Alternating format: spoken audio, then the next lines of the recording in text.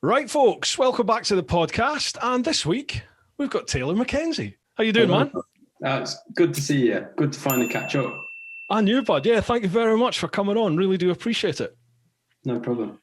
Well, there's obviously lots we can chat about here, but the first thing I'm interested in is YouTube. You're dabbling your toe into YouTube. So, in fact, I tell you what we should do. If there's anybody out there, my sort of following, my community, if you like, it's everything from sort of adventure travel, bikes, road bikes, there's racing, there's everyone from everywhere. So can I just chuck the floor open to you to begin with? What's your name? Where'd you come from? What you do? So my name is Taylor Mackenzie, and for the last 10 years or so, I've raced all around the world, but mainly in the British Superbike paddock. I'm probably more famously known for two things at the minute. One is being Neil Mackenzie's son, who used to race in MotoGP back in the day. And then my new favourite thing to be called is Tarran Mackenzie's brother, who also races in the British Superbike Championship, and he's fairly successful as well. So we're a big racing family, basically. Gotcha. Awesome. So how long's that then that you've been racing? What race did you start? Yeah, I mean, a lot of people always think that because my dad raced, he forced us into racing and that was all we ever did. But it was actually quite the opposite. We did everything except race motorbikes as kids. We always had motorbikes, but we never really raced them up until I was about 13, I think. And basically what happened was we had a mini moto that we kept riding around the garden and I couldn't get my knee down on it. So one day Dad said, you know, if we went to a go-kart track, you'd get your knee down on that bike. And I didn't understand at all how that would work, how tarmac had any more grip than grass. Yeah. So anyway, we went to a track and sure enough, got my knee down. And from there, it just spiraled, basically. I did my first ever race not long after that. And I finished third in that race. And it was probably the first race. Yeah. And I think that's what did it for me, because every other sport I'd done, I was sort of a jack of all trades and master of none. Gotcha. And no matter what sport I did, I was okay, but I was never the best at anything. And then to finish third in my first race, I think that sort of kick-started it, where I thought, I can actually do this. So yeah, that was it. We never really looked back after that. I tell you what, look, it was very rude of me. Do you have a tipple of choice at all to get on?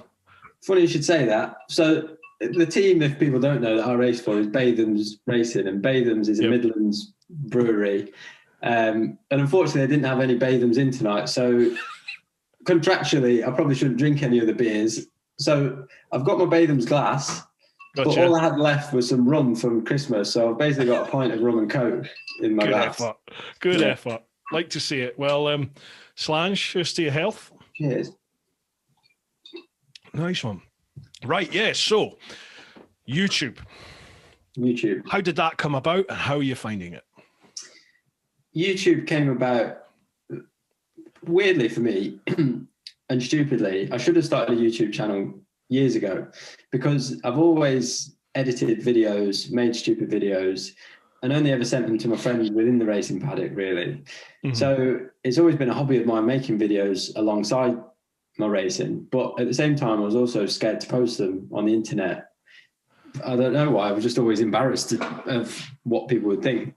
Yeah. So what basically forced me into doing it was in the very first lockdown last year, right at the start of the lockdown, I broke my tibia in two places and tore my right MCL ligament. Mm-hmm. So through just being bored at home, I thought I couldn't do anything except sit in front of my laptop. So I just started making a few videos and started off basically just by doing things like this and interviewing my friends from the paddock, as I thought it was a bit of an inside scoop into the racing world.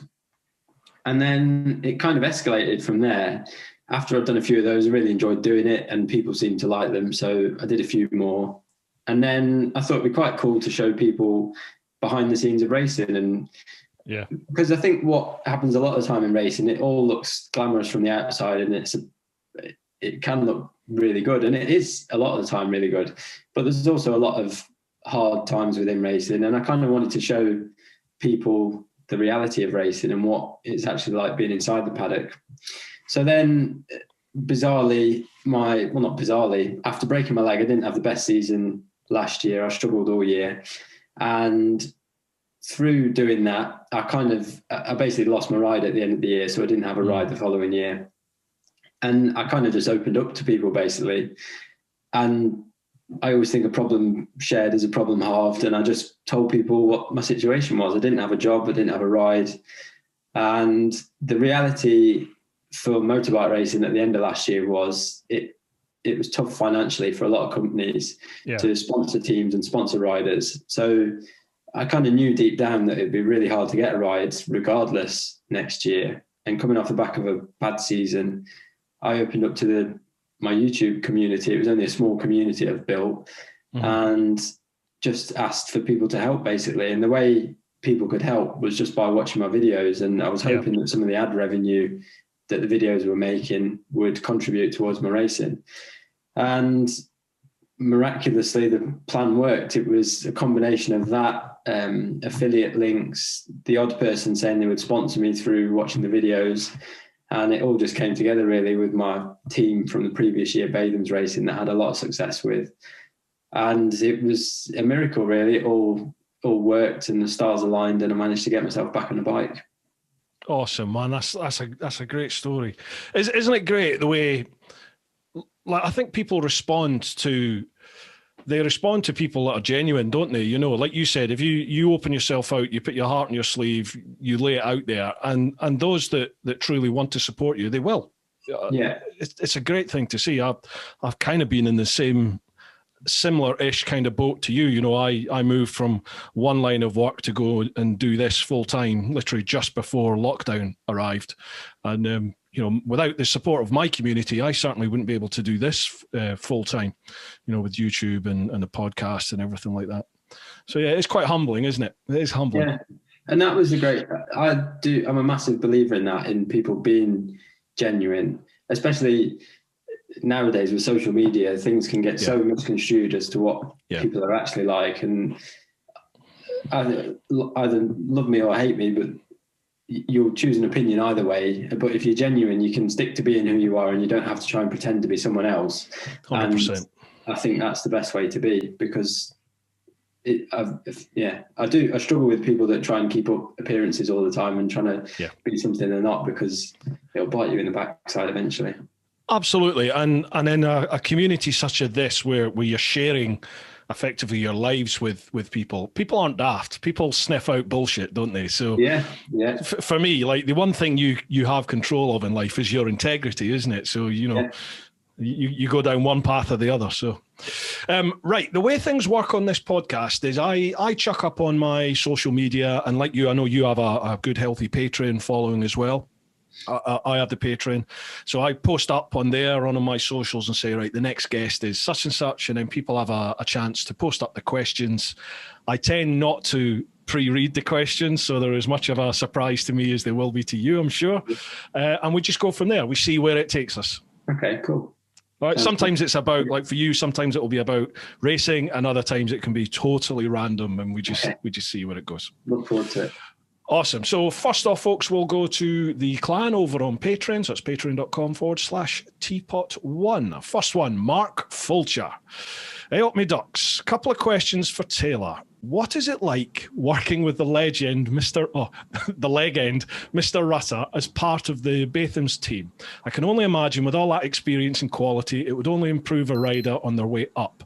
Plus, the Batham's bikes have to be one of the best turned out in a paddock. So, how are you finding it? Michael Rutter is like the only way I can describe him is like a second dad to me, basically. He's a dad that he can say things that my dad wouldn't say to me, and he's just, I absolutely love racing for Michael. For the main reason being, because he's been there and done it, and he's been a racer, and he understands the paddock, and he understands how it works, that he is just the best team manager I could ever hope for. He's really supportive when he needs to be. He'll tell me when I'm wrong. And just with things like dealing with sponsors and everything else in between, he just understands it, and he knows what it's like to be a rider, and what it's like when you have a bad year, and what it's like when you have a good year. So I absolutely love having him as my team manager, and he's just, he's a great friend and really supportive, and he helps me massively. he seems a fun character. You know, he's got that sort of dour persona, hasn't he? Like, yeah, grumpy bugger. But from what I've seen of him and heard of him, he's apparently quite a fun guy to be around. Yeah, it's funny, and I'll quite happily say this to Michael as well. When they first asked me, basically what happened was in 2018, I split with Moto Rapido, the Ducati team, and Michael had seen that I was not racing and asked if I wanted to ride the bike. And I remember talking to my dad thinking, I mean, like, it's very nice of him to offer me the ride, but I don't know how much fun this is going to be. I've seen him around the paddock, and he's pretty miserable at the best of times. Never smiles, yeah. No, and then it turned out that front that he's got is the complete opposite. That he's the most funny, dry sense of humour bloke you'll ever meet. And my favourite quote from the team is, I think he either won a race or he stood on the podium once, and they said, "Michael, why are you not smiling?" He says, "I'm smiling on the inside." That's Michael. He's smiling on the inside, but the outside just doesn't show it. I've never met him. I'd love to meet him. Right, Fulch has another question here. Where are we? He says, some of the best kept smiles on the grid then, boys. Who spends more money on teeth whitening products, Taylor or Tarran? Definitely Taz. But I feel like as the older brother, I let the side down being scruffy all the time. So I'm always trying to keep up my appearance with Taz. I basically take after Dad in that I don't really care about my appearance that much, and Taz takes after my mum. So I'm like I feel a lot of the time I walk around the house dressed in tracksuit bottoms and dirty T-shirts, and Taz looks down his nose at me, I can tell. So, is he always immaculate? Oh yeah, all the time.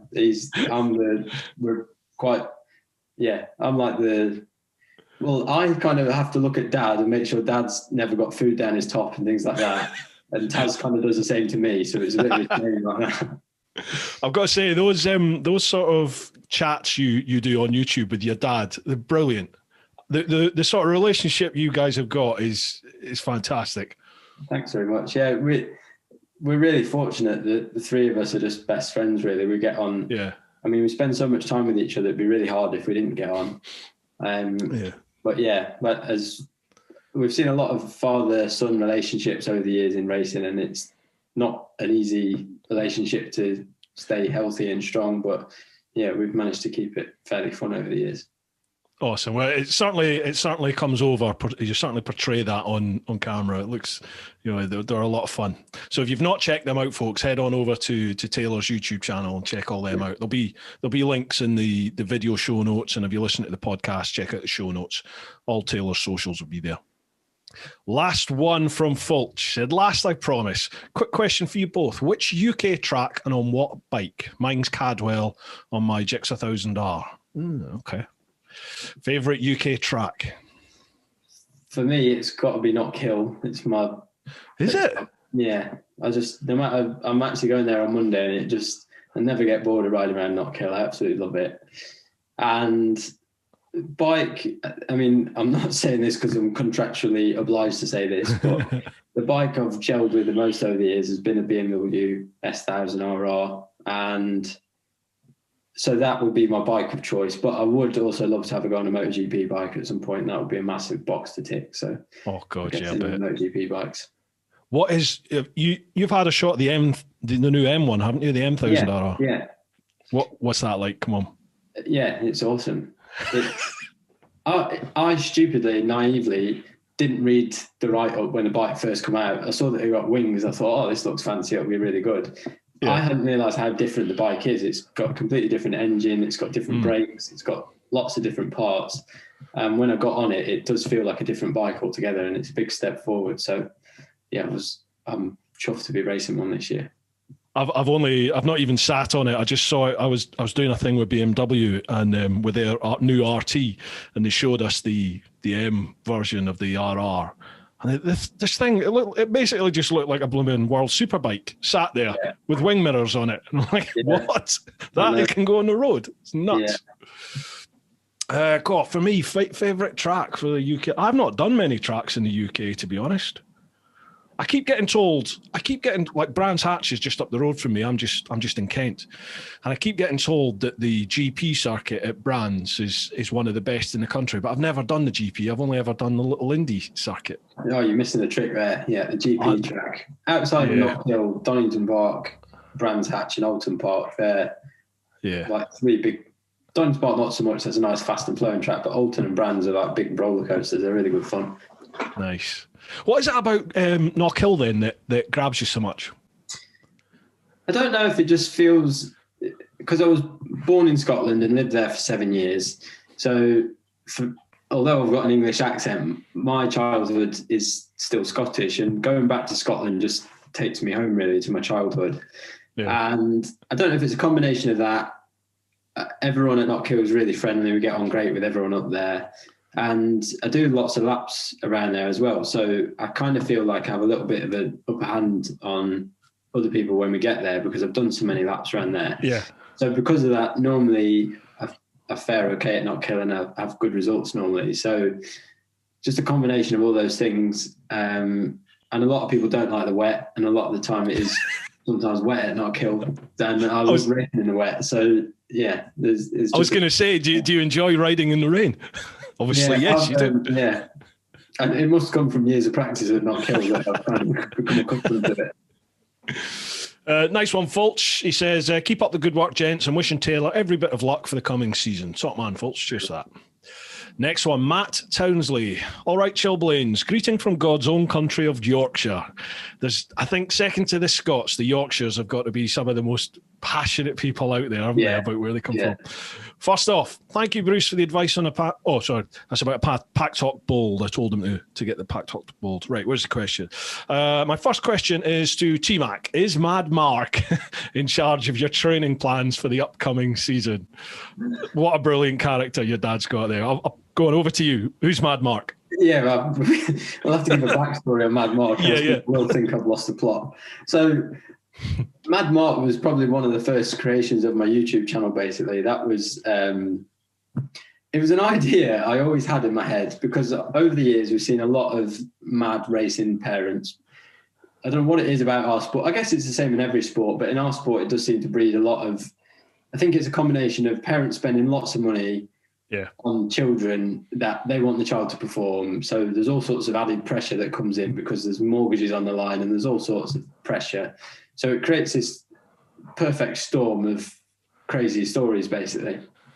So over the years, we've seen a lot of these things happen, and a lot of them you wouldn't believe were true unless you'd seen them for yourself. So I always had in my idea that I'd like to do some form of character where I could portray these stories and just show people what it's like sometimes in the paddock. Now, what I wasn't quite expecting was my dad to play the leading role and play it so well, because what I sort of forgot was my dad is one of these parents at points. He's had crazy stories where he's been doing stupid things. So Mad Mark was born, and basically my dad dresses up as a mad racing parent with a stopwatch around his neck, and we just kind of reenact. I'd say 80 to 90% of Mad Mark is based on true stories of things that have actually happened in the paddock. Sometimes we have to skew it a little bit for effect, but a lot of it is true. And we kind of basically just go back over the years, think of things that happened and reenact them as different stories. I'm laughing now thinking about some of the things we've done. So Mad Mark has now developed a son called Champignoni, who is played by my brother, which is, if you haven't watched it, I think the best thing is for everyone to just go watch him. He nails it. He absolutely nails it. You need to start with episode 1 and understand the story of where Mad Mark and Champignoni come from. And that's basically it. So some of it is things my dad has said and done. But most of it is from other parents from around the paddock of things that have happened. So now Mad Mark's developed his own training regime of how he's training Champignoni to be champion of Moto 1. So he's in charge of the fitness regime for the forthcoming season then, yeah? Yeah, he did appear in my announcement video of what I was doing this year, and we actually trashed a bike in doing so. We thought it'd be funny to tip a bike upside down and pretend that he was oiling the brakes, which, as stupid as this sounds, is a true story. That was based on someone we heard that had been oiling their son's brakes to help him carry more corner speed because he said he was braking too much. So things like that seem ridiculous in the videos are true. But anyway, we oiled our brakes on our bike and it's wrecked it, so we had to buy new pads. Is that the video where you career like off into the field? Yeah, that's it. Yeah. I was watching that one earlier today. Yeah.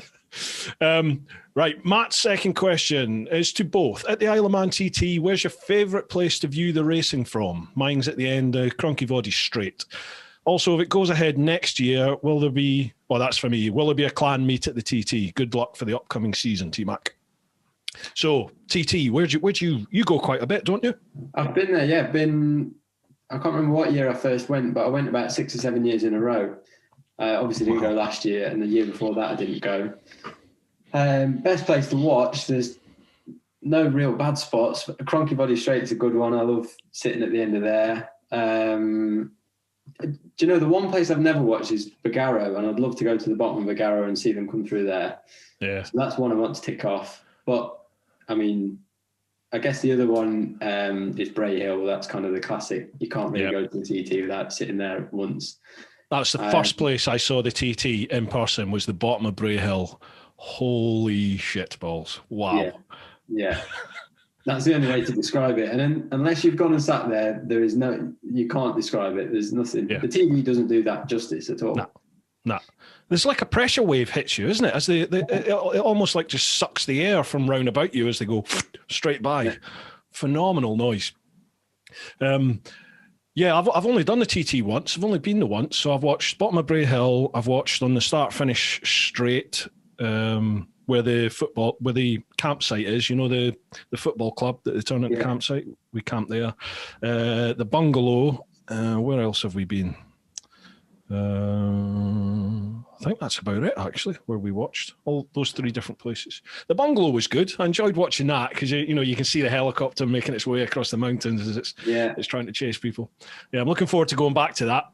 Myself and Mark Fulcher, the guy that gave the first question, we're booked in to go next year. So looking forward to that one. Yeah. Right. Next question. Pete English. Now, Pete has a bit of a reputation on this podcast. He comes out with some quite obscure questions at times. Hi, guys. Hope you're both fitting well. Question. What bad riding habits do you wish you could stop doing? And what good techniques do you think all riders should learn? Okay. You ride on the road as well, don't you? Yeah. I've ridden on the road quite a lot. Bad riding habits. The one habit I'd like to stop on track days, I think there should be a law against this, is unless you can get within 10 seconds of Valentino Rossi, you shouldn't be able to dangle your leg going into corners.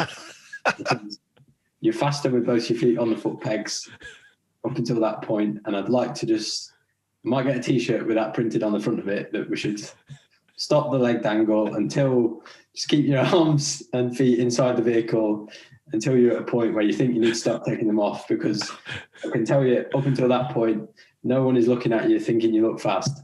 All right. From a racer, what is the point of the leg dangle? And that's another question that I think if you ask most racers, there isn't a definitive answer as to why people are doing it. I think the definitive answer is Valentino Rossi started doing it, so everyone else followed, and then it became fashionable. I think that's the real answer. What's then come through is all sorts of things in between as to their theories behind it. I've heard lots of different theories over the years, and I have done it at points, and I can't say for definite that I'm faster with 2 feet on the foot pegs or 1 foot on the foot peg.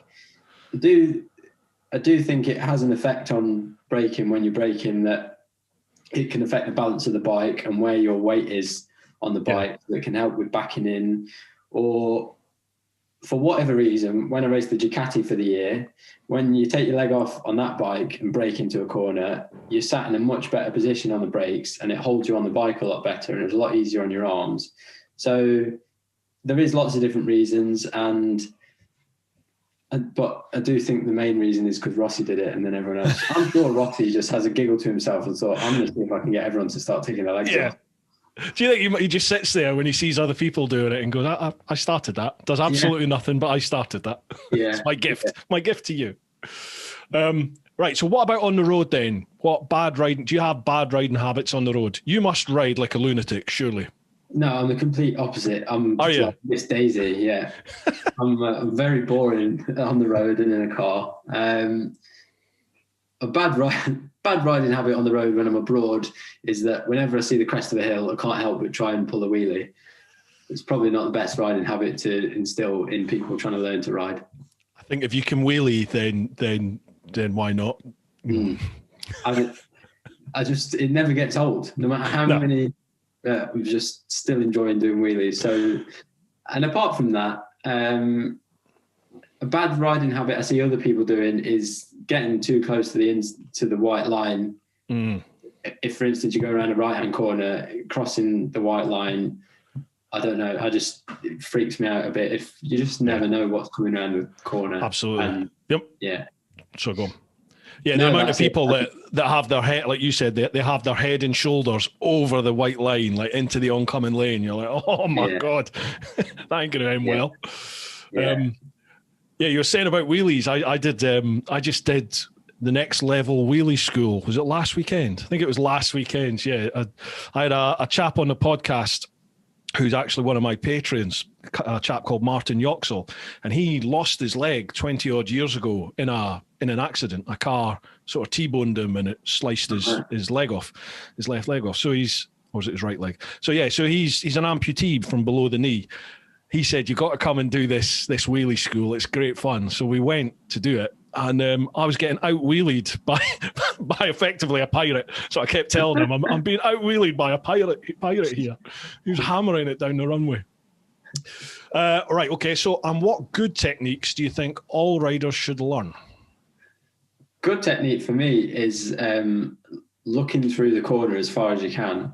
I'm still a student in that respect, in that I'm trying to do it more and more, because the further you can look in front, definitely the easier. And a way I try and explain it on track days, when I'm instructing on track days, is if you imagine you're driving on the motorway in a car and you look at the floor right next to you, it's going along really fast. But if you look at the hills in the distance, everything like slows down and you see things coming a lot earlier. And I think keeping your head up and looking as far in front as you can is definitely a good habit to get into as much as you can. Definitely, yeah. You get, and on the road, you get more information, don't you? Which gives you more time to plan, which means your positioning is better, you're safer. One thing that really struck me was I had Dom and Chrissy from Chasing the Racing. I had them on the podcast and was chatting away to them, and they were chatting about braking, and they were saying how for the racers, like for me, I don't know if you know, but I used to be Old Bill. I was a copper up until about a year ago. Didn't know that. Yeah, it's been good talking to you. Yeah, I know. That's often the reaction. And when we're taught to drive and to ride on the road, you're taught a technique called lemon braking. So it's like, you sort of gently brake, then really firmly brake, then gently brake. And Dom and Chrissy were saying, no, we go full on and then ease off. I was like, what? Seriously? And he says, yeah, you almost just grab at the brake and give it beans and then he's straight off. How does that work? I mean, is that what you do? I take it all racers must do that. I think they do, but if you not to pick fault with them, but only because I try and I've thought about this a lot on track days, and although they will be braking, if you look at a graph of their braking, it will be really hard at first and then easy off.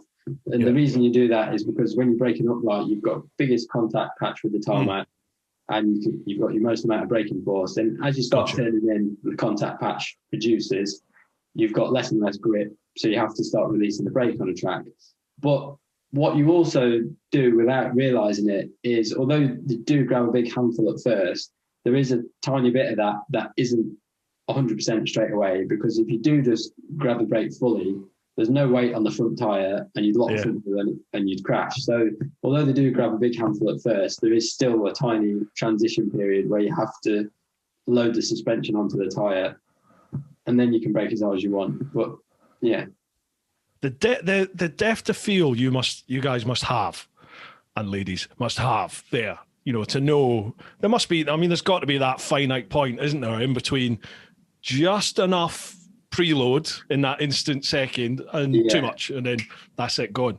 Especially with the brakes. Do you use full carbon brakes as well? Or is that just just in MotoGP they use carbon brakes. Right. That is the hardest, the dark art of motorbike racing is, and it's the one thing you can't really teach on a track day. Like with the throttle, you can say, as you get on the straight and you're completely upright, you can hold it 100% and nothing will happen. The worst that's going to happen is the front wheel will come up a bit. But with braking, someone will say, well, do I carry the brakes the whole way to the apex or do I get off them? And I'm like, well, you sort of brake as much as you can, but then you sort of need to get off them, but you still need to pull them a bit. And the only way to learn that is to just keep crashing, basically, and figuring it out for yourself and knowing how hard you can pull it. And that gets expensive. It does, and painful. Yeah, definitely. Next question, David Buchholz. For Taylor, is having a famous dad a blessing or a curse? That's a good question. Yeah, and it's one I've had a few times over the years. And there's sort of two parts to it, really. There's the blessing side of it is I was born into racing effectively. I was in the paddock from 3 months old and it was all I've ever known. And when it came to racing, because I started quite late, really, for most bike racers now, some of them start 3-4 years old, but and I was 13, so I was kind of late to the party. And I don't think without my dad, I would have been able to fast track myself as quickly as I did through my career, because he let me, I missed a lot of mistakes, basically, that other kids would have to make if you just started on your own, got a bike and a van. There's lots of things that my dad bypassed me through that I didn't have to learn for myself, basically. So that side of it was really good. And obviously there's no better teacher than someone that's raced in 500 Grand Prix. He was an excellent teacher.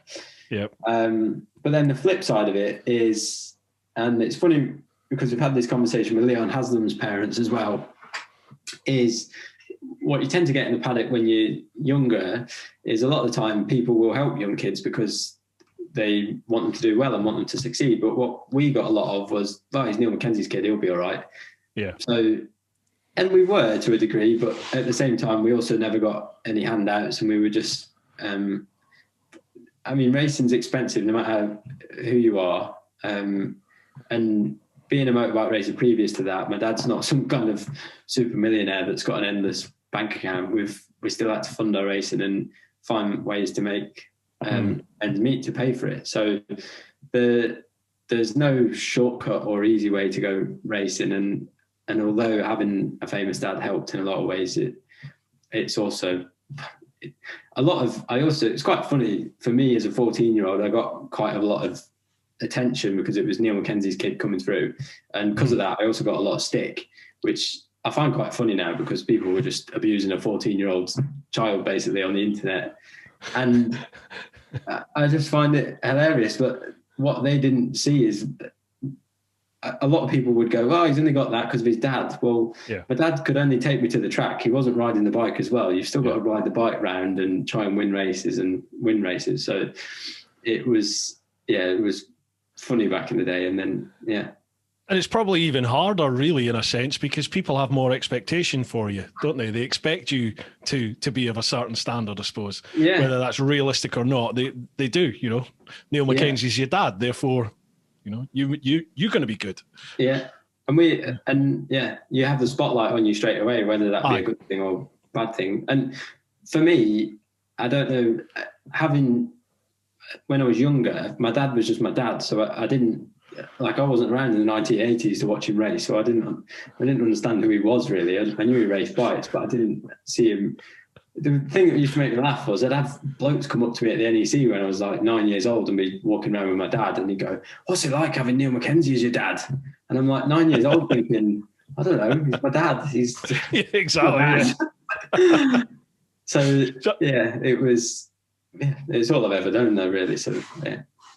Did you find, like, I'm just thinking, like, my son now is 23, and he's the calmest, nicest, most easygoing lad going. But even in his teens, he could be a little shit at times, you know, when there's no telling him he knows best. Yeah. And when you're a racer and your dad is Neil Mackenzie and he's trying to impart some wisdom on you, that must have been hard for you and him at that sort of stage in life when you're like, look, I know what I'm doing, fuck her off. Yeah, there was definitely, I was really good for a lot of years. And in my whole racing career, I've only ever had one fallout with my dad in all those years. And it was a half an hour fallout and we made up. And there was a definite turning point.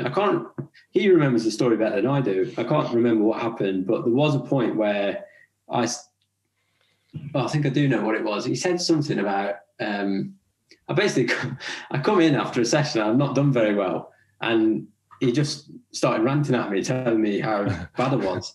And I just went, yeah, well, that's all very well, tell me how bad I am, but what can I do better? Like, can you try and tell me something? That was the first time I ever like stood up and said, hang on a minute.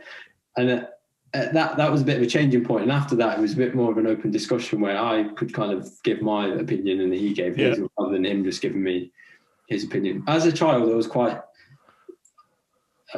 quiet, I guess. I was confident enough to talk to other adults, but I was never a child that would answer back, and definitely not to my dad. I wouldn't answer back that much, so I just kind of got on with it until the point where puberty hit, and I let him know what I thought. Yeah, exactly. Who was that one from? That was from David, wasn't it? Cheers, David. Thank you for that. Next one, Peter Hamzadeh.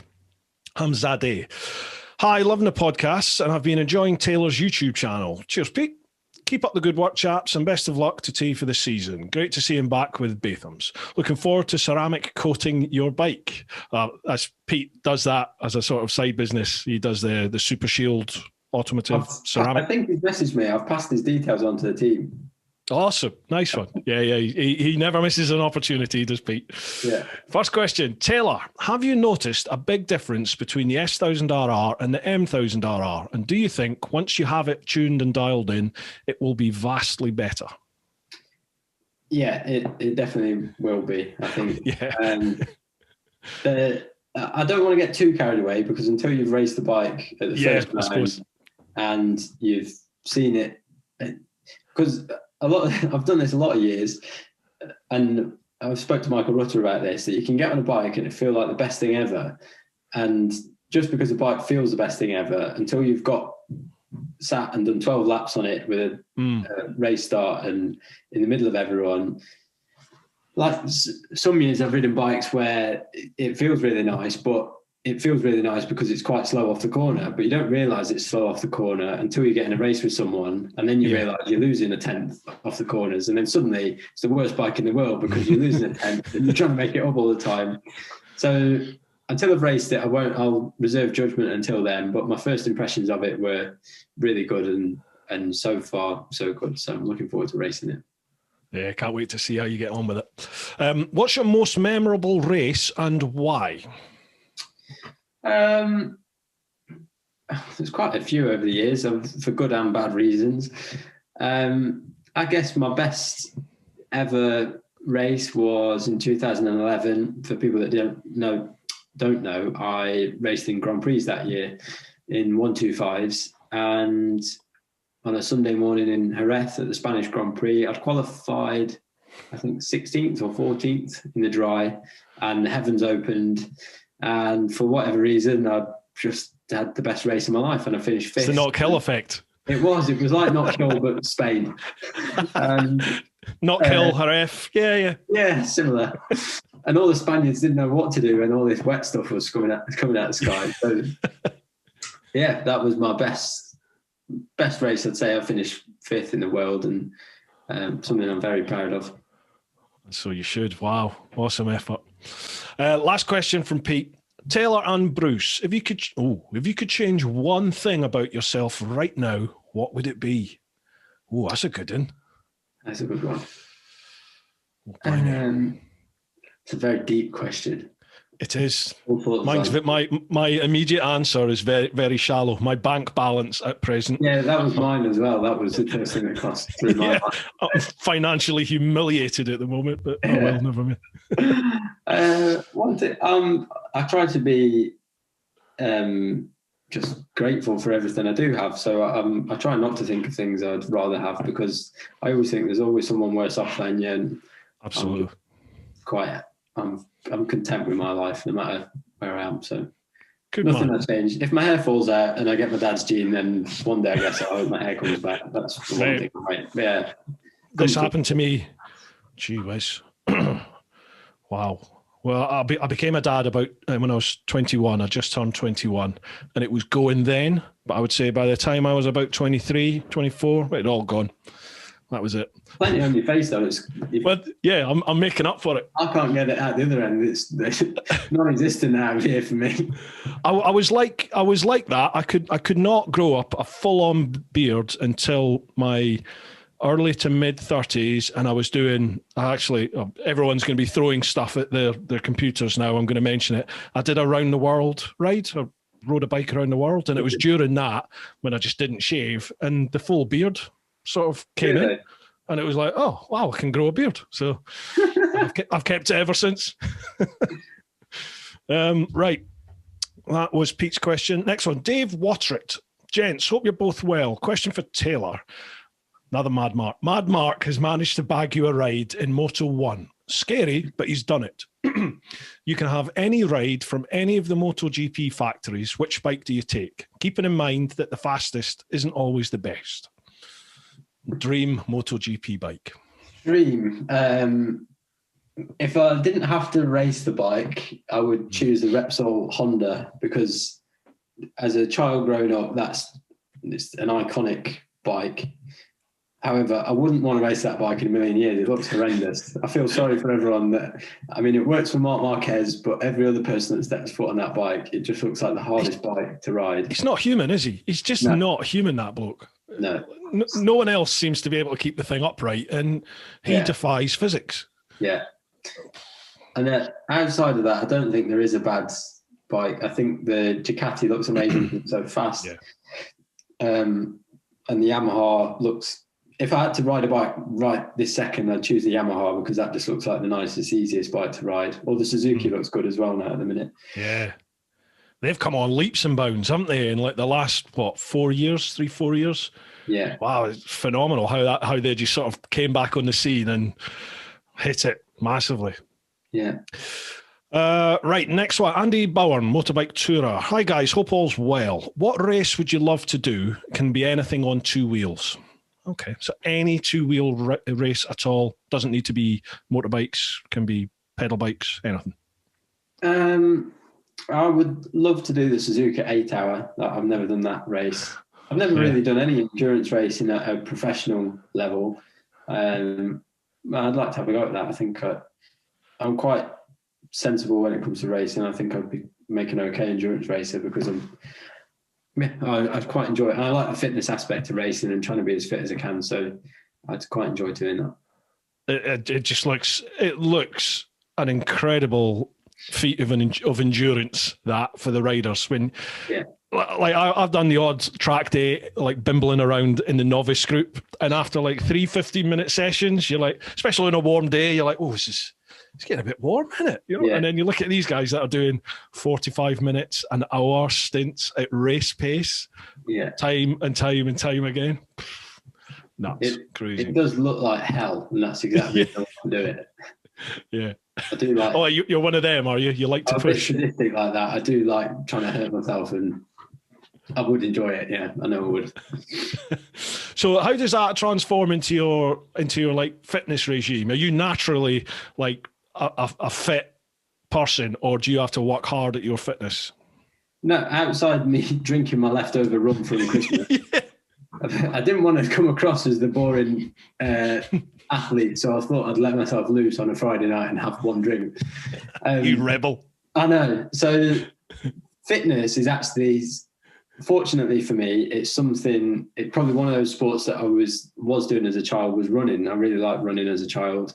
I liked football and all sorts of other sports, but one of the sports I was okay at was running. So I've always enjoyed that anyway.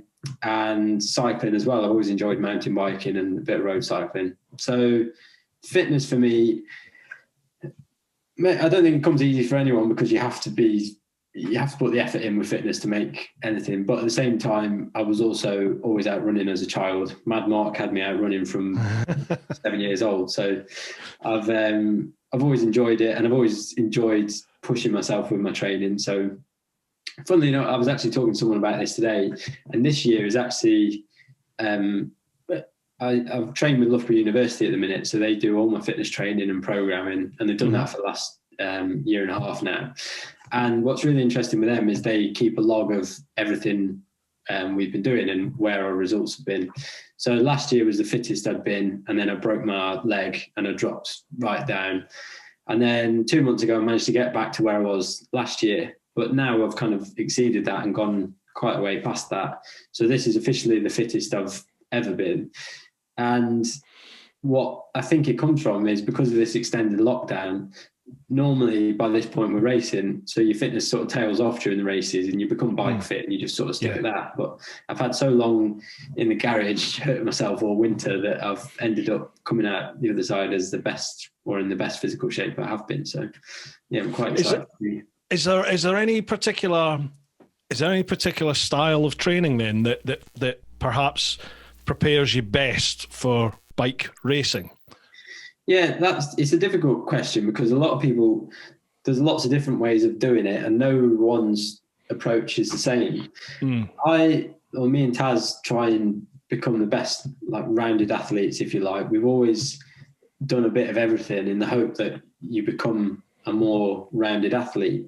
There's some people, Cal Crutchlow, for instance, who all he ever does is cycling, and that works for him. It works for him, and that's what he does. And then there's other people like Marquez who runs, cycles. You see him out motocrossing, riding bikes. And then you go the other way and you'll see other riders like Michael Rutter, for instance. Has never trained a day in his life. Yeah. He may have done the odd day, but he's not scared to admit that training wasn't for him, but it didn't stop him being fast.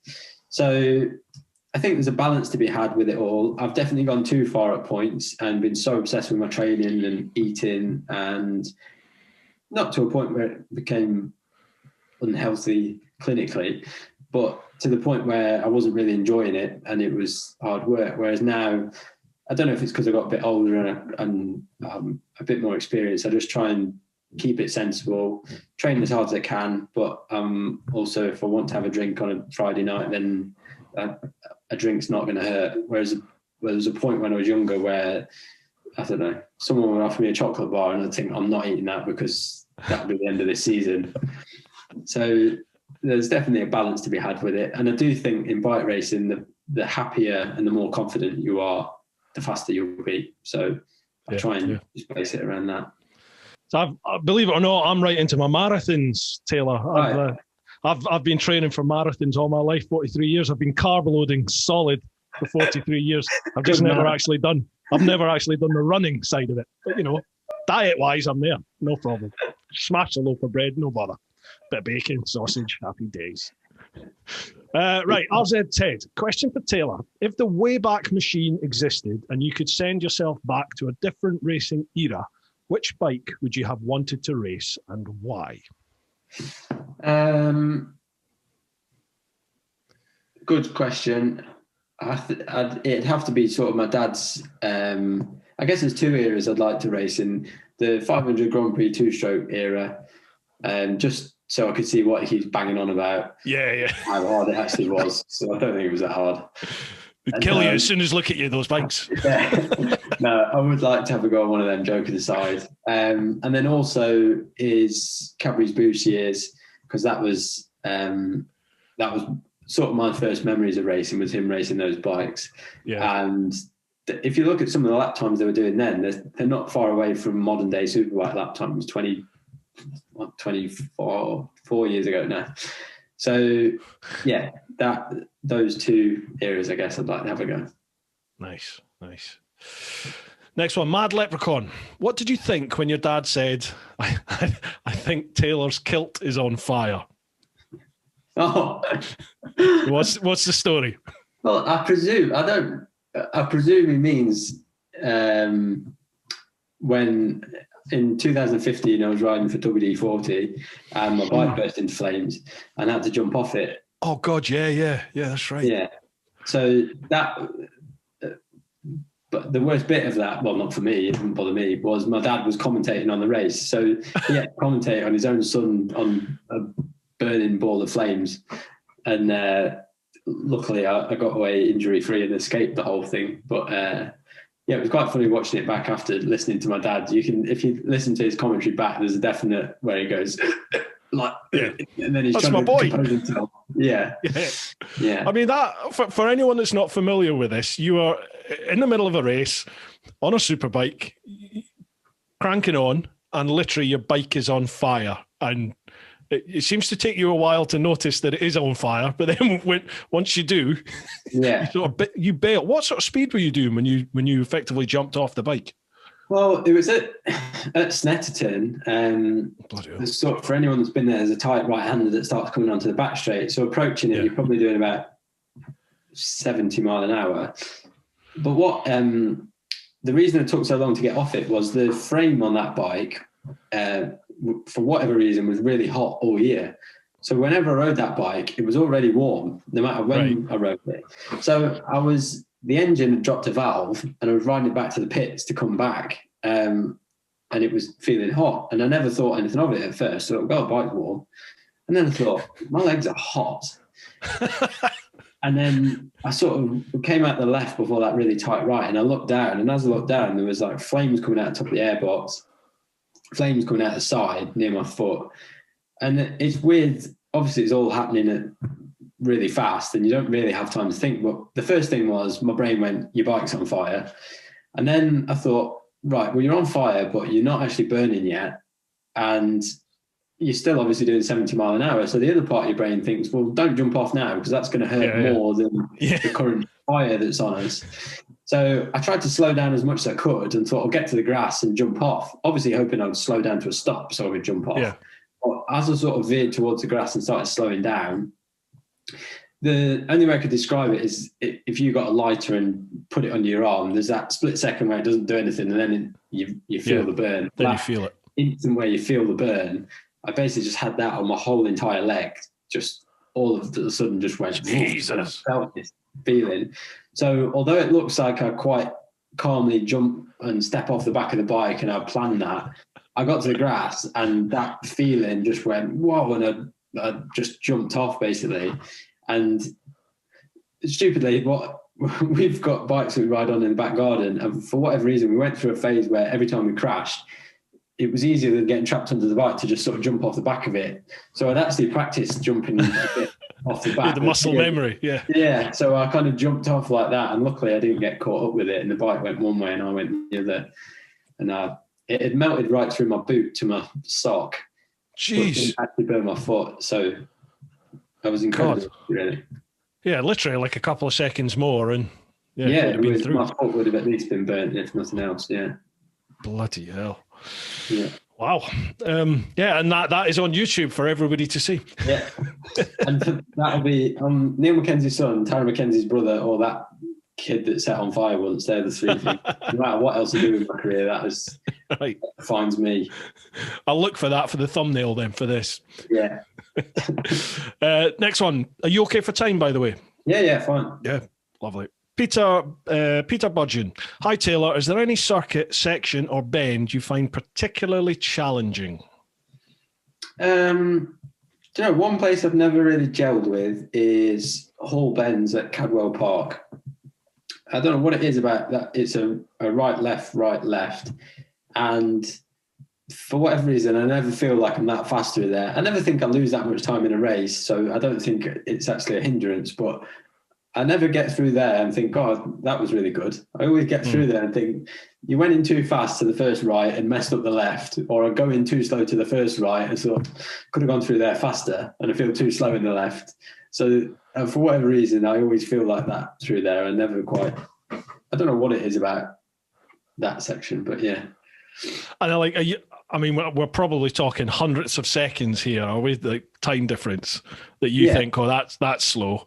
Yeah, and it's only a feeling. It's not necessarily that I am slow in that sector, but I always get through it and think, wasn't sure about that. I never feel like I've got the best out of the track there. I've always fancied doing I've just been in the novice group, but I've always fancied doing a track day at Cadwell, because you see everyone wheeling off the mountain and everything. You just think, oh, that looks the nuts. But I know I would shit it, definitely. I can't do a wheelie without panicking and shutting off the throttle every time. It's bloody annoying. It's the automatic. Like as soon as the front wheel comes up, you think shit and roll off the throttle every time. Yeah. I can't get that switch to go in my head just to keep it pinned. Yeah. Right, last one of the Patreon questions. The Bolt Hole Biker. Hi Taylor, I've been really loving your channel, and it's fantastic that you have managed to get a ride this year and for a great team. I've been following your dad's great maintenance advice on the channel, and my question is, which oil specifically does he recommend as the best for the brake discs? Will used cooking oil do? Used cooking oil is okay, but what he recommends the most is recycled engine oil. So when you're changing your oil, and this is an Taylor Mackenzie fact, he drains bikes in our garage, and there's tubs of oil all around our garage that he then uses to lube the chains. And that's what he does in our house. Okay. So we would probably recommend that you use that on the brakes too. On the brakes as well, just to give you that extra bit of corner speed. Yeah, I like it. He doesn't like any waste. You know someone's actually going to do that. Someone's going to watch those videos. I just put a disclaimer in here. I had to put a disclaimer in my video because someone, I think they were American, said you should put a disclaimer in this because you will get sued. But I didn't really think of it until an American person said you could get sued for this. So there's a disclaimer in the bottom of my description saying don't do that. Well, you just never know, do you? I know, but I think you should just be allowed. Natural selection should be allowed to take its course, really, shouldn't it? With that, I think that's partly the reason we're in the situation we're in society at the moment. Yeah, we protect people like that. Bottles of bleach say "do not drink" on them. I know. Right, that's all the Patreon ones. Move over to Instagram, so it's at TeapotOne Insta, and again, I'll put Taylor's social links down below. First question. Scampy124. Would Mad Mark make a good foster parent? Depends. If you want your child to get to Moto 1, Mad Mark all the way. If you want social services on your doorstep, he's probably not the ideal parent. It's brilliant. I love it. What a character. Folks, you've got to check out Taylor's channel for Mad Mark. It's brilliant. The exploits are brilliant. Next one, Motorev UK. How you doing, gents? Tomorrow you win £120 million on the lottery and decide to start your own BSB race team. 1, you can choose any bike on the grid as your riders' bikes. Which would you choose? Good question. I think the best. I think the bike everyone in BSB would choose is the Ducati. But because everyone thinks that was the best bike, but I don't necessarily know if it is always the best bike. The Ducati is a really honed race bike, and I think it is the best bike at World Superbike type tracks and MotoGP type tracks. But sometimes that a really stiff, rigid race bike that's really good at some things doesn't necessarily make it the easiest bike in the world to ride. So I think you'd have to choose the Ducati. Because your budget would allow it with 120 million, and most other teams it wouldn't allow you to run Ducatis. So I think everyone would choose a Ducati. Okay. Yeah. I really enjoy racing the BMW. So you got to get that in there. Get that in there. Well, it's hard for me to see past the BMW. So I know. I personally would choose a BMW, but I think the rest of the paddock would choose a Ducati. Gotcha. Received. Second part of the question. You can only choose 1 out of 3 sponsors who will be the colours and theme of the leathers and bikes. Do you choose, Tampax, Durex, or Big Daddy butt plugs? Wow. Probably pass on the Big Daddy butt plugs. Tampax would come in handy for my dad. He's getting 60 this year. So they would come in handy. And Durex are always handy because I can hardly look after myself, let alone children. So, yeah, I'll go with Tampax because that's probably going to save me in the long run because I can chuck them my dad's way and save me having to buy them when he's in the nursing home. Okie dokie. And the last part, you and your dad receive a ticket for the MotoGP. If your dad enters, he wins the MotoGP title. If you enter, you come 10th in the championship. Who do you decide gets the ticket? Oh, my dad. I pay not to see myself finish 10th in a championship. I would love to race in MotoGP, but I also wouldn't love to race to finish 10th. So yeah. And I'd love to see now being older, I'd love to be able to watch my dad race. Yeah, I bet. Yeah. And do you watch any of his old races now? Yeah, we've watched a lot of them. And I do feel sorry for my dad because there was a few races where he could have won a MotoGP or 500 Grand Prix. And for whatever reason, like at Laguna Seca, he was leading by a long way and his brake disc warped. So he got caught and didn't win, finished third. So he had 7 third places. And although he'll tell you he's really grateful for them, which he is, it would have been a nice box for him to tick to win a Grand Prix. Yeah. So I'd definitely let him win a MotoGP championship. Nice one. Right, this one's not a question, but it's just Phil from Paint Nation. I know you did some stuff with Phil over at Paint today, Nation. Actually, yeah. Did you? Yeah. Oh, so he just says legend. Nice one. How did you find it doing the painting, the airbrushing? I absolutely loved it. We for people that didn't see it, I'm basically restoring a Yamaha TY80 at the minute, and I've completely finished it now. The tank was the last bit. Phil had it, and he polished it for me this week, and dropped it off today. So I've rattle canned loads of stuff over the years, just like pit bike frames or fairings or anything in the garage, not to any great level. And it was really good for me because I'm quite artistic. I enjoy all that side of it anyway. And Phil just took me through basically how to paint a tank and do it properly. And he's turned up with a tank today. Now it's polished and immaculate. And I look at it and can't believe I've done it because it just, and it was only through Phil's guidance that I managed to do that. So I did really enjoy doing it. I think we're actually, as a bit of a video, we're going to paint my helmets for this year together. So he's going to take me through it. And I don't know how much of it I'm going to paint. I don't want to paint that much, to be honest, because I want them to look good. Did you see he did a live stream a couple of nights ago? Yeah. Where he was actually painting a lid live, and I think it was maybe to give people an idea as to the work that goes in to these. It's nuts, isn't it? It's phenomenal, the effort that goes into that. I said that to him today, that it completely blows my mind. It blew my mind anyway, because I knew that it took him a long time, but just masking off red and black. Yeah. It was like a full day. Admittedly, if it was still doing it on his own, it would be a lot faster. And my brain still can't comprehend painting something white, then covering it up, then painting it black, then covering it up, then painting it red, because I can't quite picture what that's going to look like. That I've definitely masked the right bit off. And he does. That's not even the beginning of where he goes with his work. So, yeah, it fascinates me, Phil's work. He's done some amazing work. I do admire people that have that sort of that creative ability and creative foresight.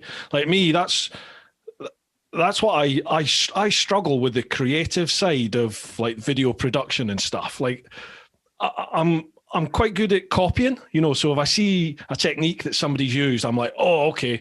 And as long as I can picture in my mind how they've done it, I can replicate it. But to just sit there and come up with an idea, I really struggle with stuff like that. So to see people like Phil that can literally have it in their mind and just pour that out. Wow. Yeah. I had Phil on the podcast actually last year at some point. So hopefully might be doing some stuff with him again. Next one, Scampy124. Have we not had Scampy on before? Oh, yeah, he's one of the first questions. Scampy124, will Taylor be able to do the whole season with just the YouTube funding? People think if you're on YouTube, you're a millionaire, don't they, straight away? The YouTubers with Lamborghinis don't do anyone. Sorry, before we go on to that, can I just rewind and just give a massive shout out to Phil for anyone that's not seen? Because Phil really did just save the day with my paintwork for that Yamaha project, and he's just a legend. So if everyone could go subscribe to Phil, I appreciate it, because he does some amazing helmet painting. So I just wanted to chuck that in there. Top man, that's very kind of you.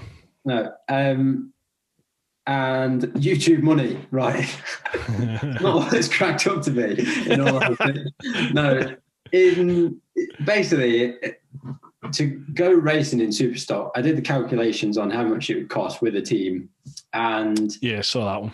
To do it properly, the bare minimum was 177 grand.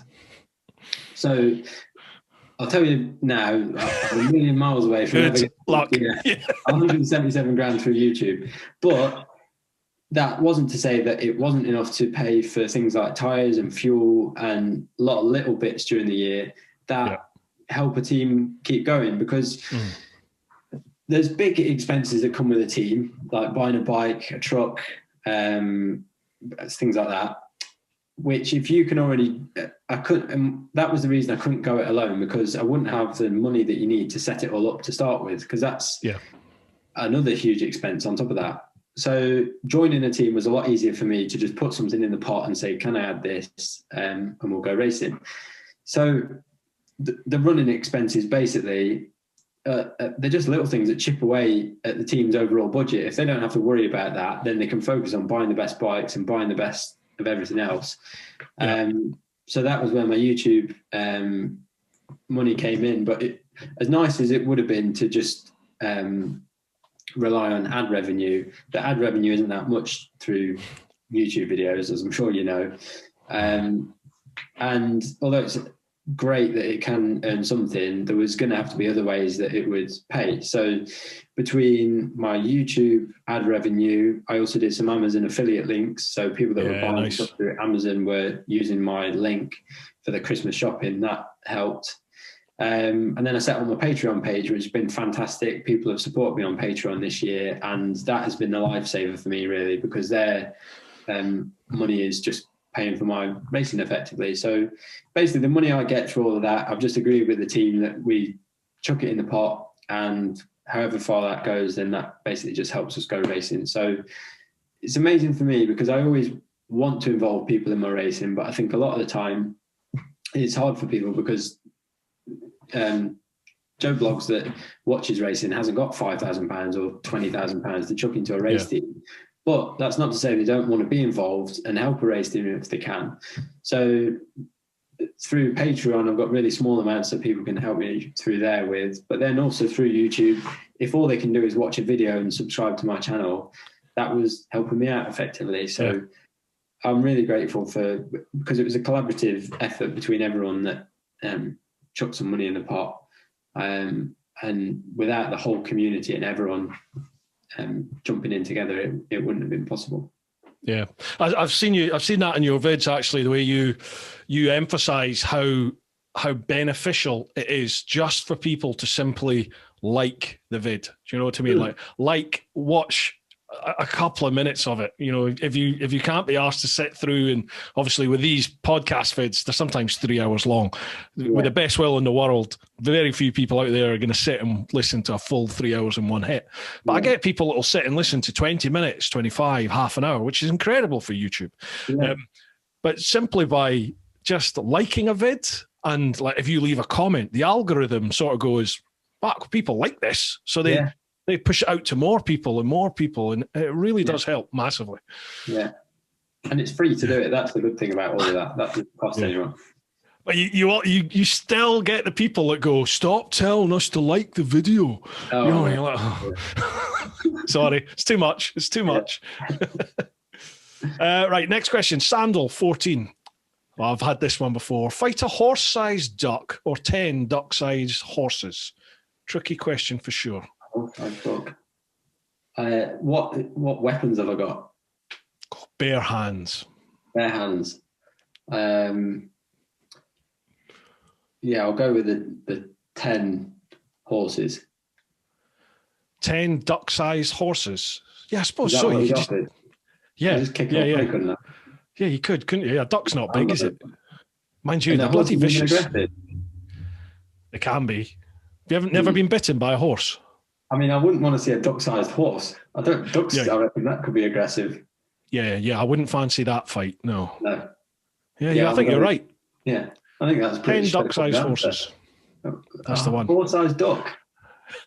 I'm scared. That's the thing nightmares are made of, isn't it? Yeah. Next one, Monsi30. How much sibling rivalry is there between Taylor and Taz? Now, you guys seem to have a cracking relationship, but you're both competitive racers. Yeah, funny. We went on Chrissy and Dom's podcast, Chasing the Race, I saw that, and they did like his and hers, Mr. and Mrs. Who you just both had to answer at the same time, and they asked us who the most competitive was, and we both said Taz. So Taz is the most competitive between us in that sense, but we're really lucky that, again, the three of us, that we are just best mates, really. So there is competition, but it's not. I've heard of other races in the paddock that are brothers that it like eats away at them. And like, I think, there's been other races that are like that, and we're not like that. We kind of do our best to help each other, really. And in training, it's really good having each other there, because we both know our strengths and our weaknesses in training. So one of us will be better at one thing and the other's better at another thing. So as we're a bit older now, we can use that to our advantage, and one tries to push the other one where they can. So it's invaluable for us, really, having someone else that's at a top level that you can train with to push yourself. So we see it as a benefit more than a negative. But yeah, Taz is the most competitive out of the pair of us. I remember I watched the Chasing the Racing one, and when you were chatting with Chrissy and Dom, and you were saying that when you were younger, it was a nightmare between the two of you, because you would like race each other up and down the stairs, and who could finish the grub the first. And back then it was a nightmare. If it had carried on like that through our 20s, it would have been hell. One of us would have either been dead or stopped. It was. I think we even mentioned that we used to play this stupid game called Two Rooms, and the rules of Two Rooms were, if someone was coming up the stairs, the other one had to try and run into two rooms before the other one got up the stairs. Don't ask me where this game come from, but that was what we used to, and that crippled our childhood for about 3 years, that because we were that competitive, we couldn't let the other one either get down or up the stairs. And we'd be literally coming down the stairs and see the other one sprinting for the other room and throwing ourselves down the stairs to make sure we were down before. Bringing back constant memories of. And was there anything at stake? Was there a prize, or was it just pride? No, there's pride. Brilliant. Where that started was my dad, as his mad mark parental guidance training techniques were to make us do anything. All he ever used to do was time us. So he'd be like, right, on your marks, get set, go, brush your teeth. And he'd be like, first to get the stairs, brush your teeth. And he was never actually timing us, as I found out when I was older, but at the time it was serious. And I think that's where that came from. That I don't think he did that intentionally, but that's where it all stemmed from. He just wanted you in bed so he could have a bit of peace, didn't he? That's all. Yeah, that was it. Yeah. That's a good ruse, that. I wish I'd thought of that with my boy. Yeah. Right, last one of the... oh, no, it's not. I do apologise. Are you okay for time? Yeah, I'm saying fine. Sure? I've set aside tonight just for this, because I'm looking forward to it. Can we go down to the pub yet? Are we allowed in the pubs? You can only sit outside, can't you, at the moment? Yeah, and if you want to go to my local at Wetherspoons, you have to get in a queue of about 10 people, because it's just been rammed since it's open. God, yeah, I bet. Yeah. However, if you live in the West Midlands, get yourself down to a Batham's pub, because they are open for business and they're a customer. And they are actually running out of beer as we speak, so you better get there fast. Are they? Yeah, everyone who's just...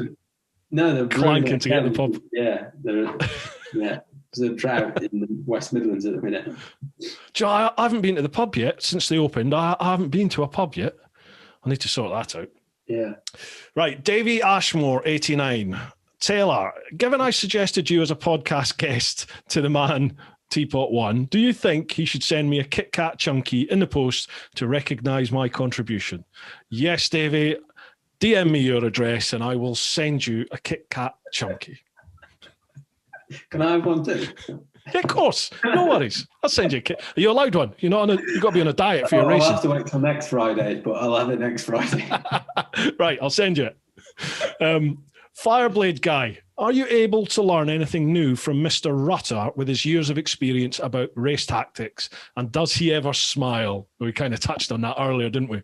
Yeah, the race tactics, he is really, it's quite interesting because I obviously learned most of my racecrafting experience from my dad, and that was through his experience of his 20 years of racing, that he passed on most of his knowledge to me. But then Rutter's obviously had a similar amount of time racing. Well, he's been racing longer than my dad ever raced. But he's obviously carved his career path and done things his way. And then I've learned a load more stuff off him that Dad never taught me, or he never did it in his racing. So it's been quite interesting for me having someone else that's been there and done it, that's been really open with me and teaching me stuff. And you're never too old to learn, so I'm constantly learning and trying to improve myself, and that's it's been really good for that. Yeah, awesome.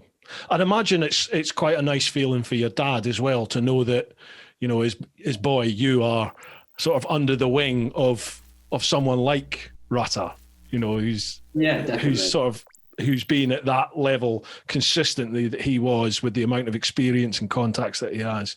Yeah, nice. Good. Well, I can't wait to see how the season goes for you, man. Next one, 6 a day 9. Who do you think will be your biggest rival, Mossy, Farmer or Rouse? I think there'll be more than just those three as well. I tried to never underestimate anyone, because especially in Superstock, there's always someone that will come up and surprise you. Yeah. And if I don't mention every name in the podcast now, someone will bite me in the arse and they'll go, "You never even mentioned them at the start." Yeah, I know. Yeah. So I won't mention any names, but those three are really good competitive riders. Chrissy obviously won it last year. Yeah. Keith I've raced against a lot in the past. I love racing against Keith. He's probably one of my toughest competitors I've had. Luke Mossy is a really fast Superbike rider. He's won British Superbike races, so he's not going to be slow. And then there's Tim and Tom Neve are really good. They're up-and-coming riders, and the rest of the field, there's no slow riders in Superstock, so there'll be plenty more of them coming up through the ranks. So I'm not underestimating anyone until we've finished the season. And you probably ask me the question again in 9 months and I'll give you another answer. It's a really exciting sort of championship to watch as well, the Superstock, isn't it? Just because for that reason, there's so many people out there itching to get at it, and it's not affordable for every, you know, like Joe Man, but it's the more sort of affordable-ish kind of. Yeah. Alan B1, this sounds grumpy. Hang on, where was that? Sorry, apologies, mate. Sorry.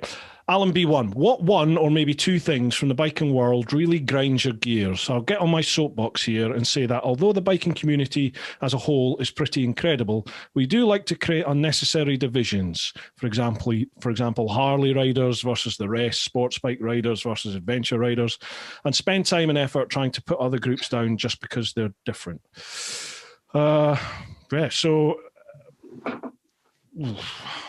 Anything in the biking world that really annoys you? Nothing really. I mean, I love everything about our sport. We're incredibly lucky to have it as a sport.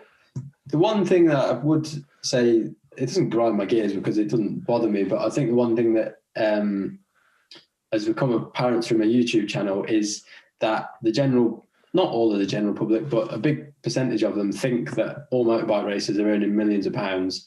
Yeah. Because from the outside it looks fantastic, but it's not like that. It's not like that at all. And I would love for motorbike racing to have to be more of an open book, like when you look at companies' accounts and you have to write down riders' wages and or lack of, and everything in between, and all the costs and expenses of it, just so people can see that it's not. I don't know. I think as well on the internet, it's easy for people to criticise teams and riders and stuff when you don't know the half of it a lot of the time, and that's not anyone's fault. That's people watching it on the TV. It looks a lot more plain sailing than it actually is.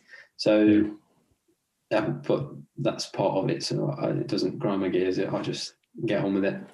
that seems to be quite a popular misconception, isn't it? Like even at MotoGP level, you know, the highest level of bike racing there is, there's still quite a few riders out there who are paying for that ride. You know, they're not actually making they have financial sort of income from elsewhere, and they pay to get the ride. It's crazy. Yeah. Nuts. Right, Alan B1 has a caveat on that question. This sounds grumpy. I'll caveat it with, I think the biking community is awesome. We've all got a lot to be grateful for in the world of biking. I just wanted to steer the conversation so you could have a bit of a rant and let loose a little bit. Well, I tell you what annoys me about the biking community. People that don't nod or wave. You know, when you're riding on the road.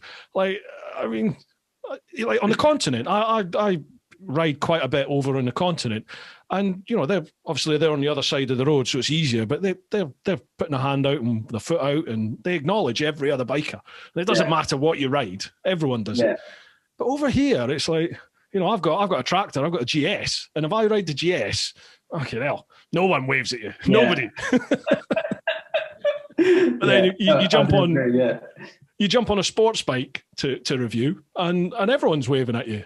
Although I took the new boost out, I had the boost out on Monday, and I've got it on camera. There was like 7 bikers went by in a convoy. Not a single. I was nodding like a blooming woodpecker, and nobody nodded at me. I think it's down here, like, because the further north you go, people seem friendlier. They nod, they acknowledge you. But down here, nobody does. Yeah. Right. How are we for time? That has been...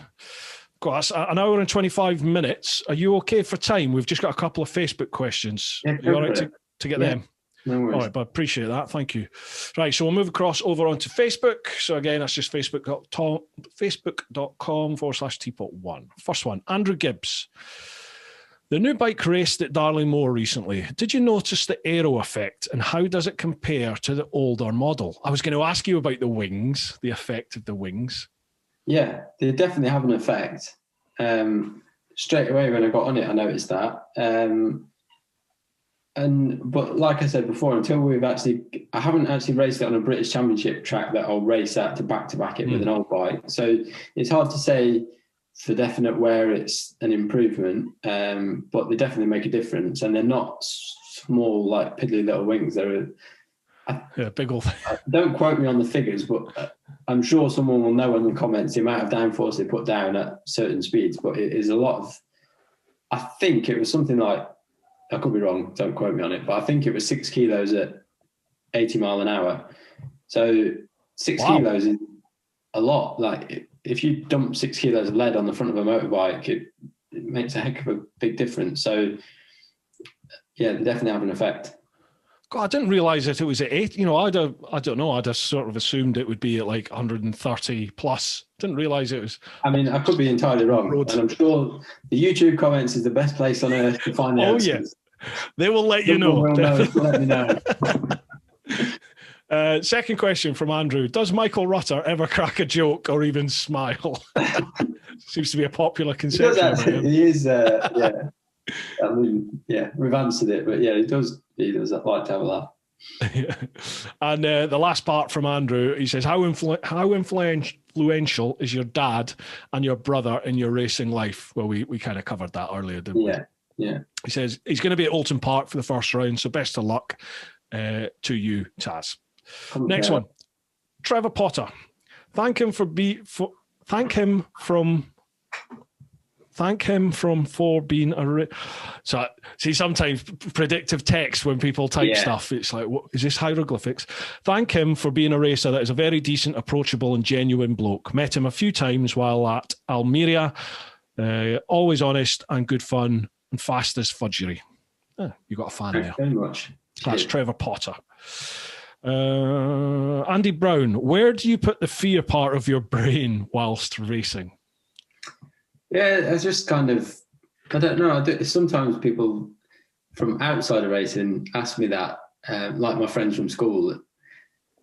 But I don't know. It never really comes into it. I don't know if it's just because I've grown up around it or it's just that's what I do. There's definitely, each time I've moved up a class onto a bigger bike, they felt faster at first, but then you get to a point where it no longer feels fast. So I ride Superbikes now and they feel slow. And that only comes through riding them lots and lots, I guess. So there is no real fear. It's not that there's no fear, because there is something in there, else you just go and fall off every weekend. But there's, I don't know. I guess it's just practice that you've learned to put it away.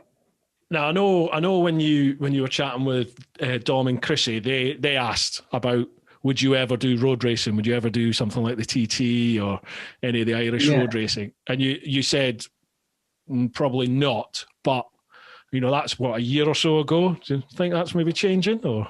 Yeah, I've got an updated answer. So I raced at Darley Moor, and I've realised that I'm definitely never going to do the roads. There was about 3 or 4 bollards out, and if anyone that's not been to Darley Moor, there's basically a left-hand corner that tightens up quite fast with a big air fence in front of it. And all I could do was look at this air fence all day. So every time I braked in there, all I was looking at was the air fence, thinking, I don't want to hit that or fall off. Or I don't know whether it was because there was nothing on the line at Darley Moor for me. It was kind of lose-lose, really. If I won, then it was we should have won. And if I didn't win, it was why didn't you win?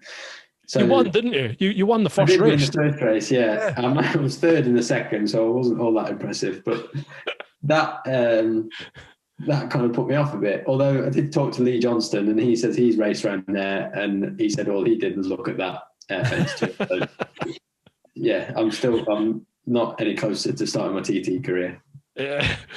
Dom sort of, I can't remember if it was Dom or if somebody when they were asking questions challenged me and Dom, but basically Dom has now said he's going to put me on the back of either my GS or a bike that we can get hold of, and he'll do a lap of the TT circuit with me on the back. Well, that is the last thing I would be signing myself up for, unless you've got no life insurance. I've been on track with Dom at the MCN Motorcycle Live Show, and sitting on the back of any bike around any track is not something I want to be doing. Serious indemnity signed. Yeah, I know. I'm like 3 times his weight as well. I'm 20 stone, and it's like we're just going to wheelie everywhere. Yeah, I am really joking. Tom's a really good racer, but he was scary racing at the MCN Thunderdome with me. He was. They're a really good combination, those two, him and Chrissy, aren't they? Really it's a funny podcast, that. Next one, Christos Vasquez. I do apologise, Christos, if that's not how you pronounce your surname. Vasquez. Happy to see you back racing, Taylor. What would you suggest to never do for beginner track riders? Thanks. So what's the worst mistake for beginners on the track? Beginners on the track. The worst mistake, there's a lot. Where do you even start? There's a lot of things not to do. All right, I've got the best thing. The best thing that I always try and teach people is to be as smooth as you can with a bike. So whether that be using the brakes or the throttle, if you're smooth in the way that you brake, so it goes back to what we were talking about earlier. If you're going to brake, the first part of your braking should be really gentle at first, and then you gradually squeeze it harder. And the same with the throttle. You just touch the throttle at first, and then you gradually open the throttle. And as long as you do that, 90% of the time, 100% of the time, you'll be perfectly safe, because the bike's always going to give you a warning if you ride it like that. What happens or tends to happen on track days is people start the day like that and find their feet, and then all of a sudden someone comes flying past them, either their mate or someone they didn't want to be faster than them, and all of that goes out the window. They get target fixation on the person in front, rush up to the next corner, grab a handful of brake and lose the front, or rush into a corner 10 mile an hour faster, or open the throttle too hard, all in one big go. And that's when people crash. They don't ever crash because they don't ever, but it's rare. It's a lot more rare for someone to have built up bit by bit by bit by bit and then gone, oh, I've had a crash. Yeah. Because normally you would get a warning before something would happen. Either you'll just know, even if you've never crashed a bike, you'll think, whoa, what was that? Yeah. Whereas if you don't do that, you'll be upside down, laid on your back going, I know exactly what I did wrong there, but it was just a bit of a rush of blood to the head. Or worst case, Supermaning yourself up into the air. Yeah. And it's a long way down, trust me. You get a lot of time to think before you hit the floor. Oh yeah, they hurt. Whereabouts, you saying you instruct, you do tuition for track days and stuff. Where do you do that? So I do Silverstone run their own track days, and we have something called the Mackenzie Masterclass there, which is headed up by my dad. And then I come along. There's a few other really good instructors. So I do that. I do the James Whittam track days. So I don't do all of those, but I do quite a lot of them. I instruct on those days. And then we also instruct at Knockhill, me and my dad. Knockhill run their own track days there. So we're up at Knockhill. I'm there Monday, Tuesday at Knockhill. It might be last week by the time this comes out, is it? This will come out on Wednesday. This one will be out on Wednesday. Right, so I'll be on my way back. And yeah, so they're the three that I mainly do. Awesome. I'll put links down below, folks, for you to check that out if you fancy being in. I take it people just go on the website, book. There's specific dates where you'll be there. If you do want to make it a day where I'm there, I mean, it makes no financial difference to me. I'm there working anyway, but if you do want to bump into me, just message me on any of my social medias and I can tell you for definite if I'm going to be there that day. Awesome. Right, last one of the social media questions. Jeff X Davies, congrats on getting your ride together for this year. And is your dad really as tight as you make out? No, we do joke. He is tight, but he's not as tight as we make out. He's painfully tight with some things, which he'll openly admit, and then like saving engine oil. Like we get sponsored with every kind of oil imaginable between my team, Taz's team, whatever. That is one thing we can probably get is free oils and lubricants, because that's just every year a team is sponsored by that. And if you want to pinch a can out of the garage, they'll let you pinch a can. So in our garage, we still have from 1993 when my dad raced the valve balloon, we've got copper slip still in our garage from 1993. So why he's so painful like saving engine oil to reuse to lube a chain, I have no idea, because that is not something we actually need to. It could save anything like water. I could understand we're paying for the water, but things like that, he'll laugh and tell you that is the truth. I can say this, but I'll say one word: Scottish. Yeah, it must. Frugal. That's the word. Frugal. Yeah. He's not tight. He's sensible. That's what he says. Partly. Yeah. Cool. Well, that's all the social media questions. I've just got a couple of my own. If you've still got time, it's just what's the plans then with YouTube and everything like that? Obviously, you've got the back end this year. You've got some help through social media to race for the season. How's that going to fit around the whole YouTube channel and looking into the future? So now what I've kind of created is just something that I absolutely love doing. YouTube's, I don't know what it is about this. I guess I don't see it as a game, but I quite enjoy the challenge of trying to think of a video that people enjoy watching. Yeah.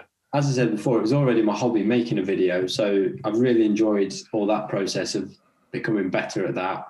And also I guess it's kind of a new hobby for me in exploring all the camera equipment and all that side of it. I really enjoy learning about all of that. And it's quite addictive. Camera, it's a bottomless pit. It's like motorbike racing camera equipment. You just never have enough.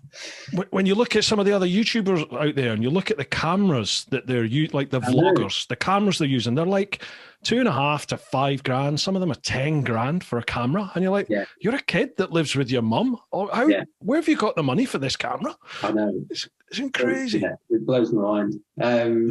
And then during the year, I've tried to set it up that I'll have there's going to be someone that's already there filming for companies within the paddock. So they've said they'll just film a bit of me whilst they're there, hopefully. So awesome. Hopefully I'll still be able to grab footage on race weekends. And then it was quite good last year because it was a shortened championship. It was only a few rounds. It was a bit of a way of me testing what it was, because I try and put one video out a week every Sunday. If I could actually carry on doing it during the race season, because it gets busier. And obviously on a Sunday I'll be racing, so I couldn't upload. So the way I was doing it last year, I was just doing 2 weeks in a block and upload in 2 weeks and scheduling them to upload. So they upload whilst I'm at the racetrack on a Sunday, and it worked quite well. I kind of just backed a few videos up and then chucked them in as and when I needed them. And I've changed the way I did it a bit. I went from every week I was just kind of chasing my tail and just about getting a video uploaded on a Sunday. Now I try and have like a week where I'll do 3 or 4 videos in a week and upload them. And that way it's just a bit easier for me. The way my training works, I'll have, they basically we have 4 hard weeks and we have a week where we deload and we do less training for a week. So on that week, it's a lot easier for me to get ahead of myself and get loads of videos uploaded. Yeah. And then when I'm training harder and I've got more stuff on, it means that I'm not, because at points I was just like, all I was looking at was a computer screen and I was rushing around and then getting ready for a race meeting. And it's not productive for my videos or for my racing to do that. It swallows your life, doesn't it? Once you get into the editing, because what I found was I would spend too long editing. You know, I would literally be like out of the week 5 full sort of 16-hour days editing. The tiniest little detail that I'm spending hours over a transition or color grade. But at the end of the day, 99.9% of people out there won't notice. They just they just watch. It's just in front of them, and as long as they're entertained, they're fine. So for me, it was the sort of turning point this sort of year, I would say, certainly in the last 4 or 5 months, has been not the that'll do because attitude, because that belittles it, but as in okay, I accept this is good enough now, so we'll just you know, spend some time on it, get it to the best that you can for that time, and then get it out. And you know, that's just what you have to do in it. Once a week minimum, and keep it getting out there, churn it out. Yeah.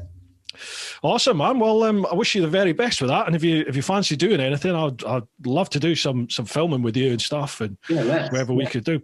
That'd be awesome. Yeah. Cool, man. Before we go, is there any plugs you want to make? Any shout outs you want to give? Feel free. No, just if you want to check out my YouTube channel, I'll be very grateful. If you want to buy any merchandise, I'll be completely honest about this. And I'm going to address this in a video. I ordered £3,000 worth of merchandise, which was about 50 hats, 50 t-shirts, 50 hoodies, which was great.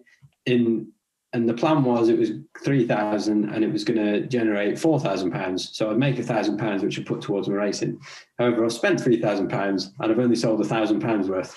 So I'm currently £2,000 down on the merchandise. So if people don't buy it, I'll just repurpose it as rags and sell them as rags, or I'll find other ways to repurpose it. But if you fancy buying a beanie hat or a hoodie, it'd be much appreciated.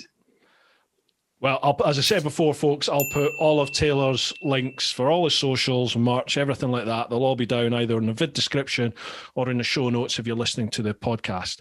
Following on from that, mate, if you're interested, I can send you some details for the company that deal with my merch, British company, deal with everything like that. If you're interested in it, I can send you the contact information. They seem to be picking up quite a few sort of YouTube type clients now. They're called the influencer store, but they've got loads and loads of clients on there now, and they're dealing with everybody's merch. Cool, man. Thank you so much for coming on for the chat. Appreciate you giving us a couple of hours of your time. And I wish you the absolute very best in the season ahead. It's fantastic to see what you're doing, and yeah, it's great to see it working out for you. Thanks for having me. Thanks for listening, everyone. All right, bud. You look after yourself, mate, okay? Yeah. All right. Folks, thank you so much. Hope you've enjoyed this one. What can we say? We're still here. We're still in the lockdown, but it's almost over. You can taste the freedom. So, folks, keep on doing your thing. Keep on getting out there whenever you can. Look after those that you love. But most importantly, live your life. Woo-ha! Dude, thank you so much, man. Appreciate it. No problem at all. Really enjoyed it.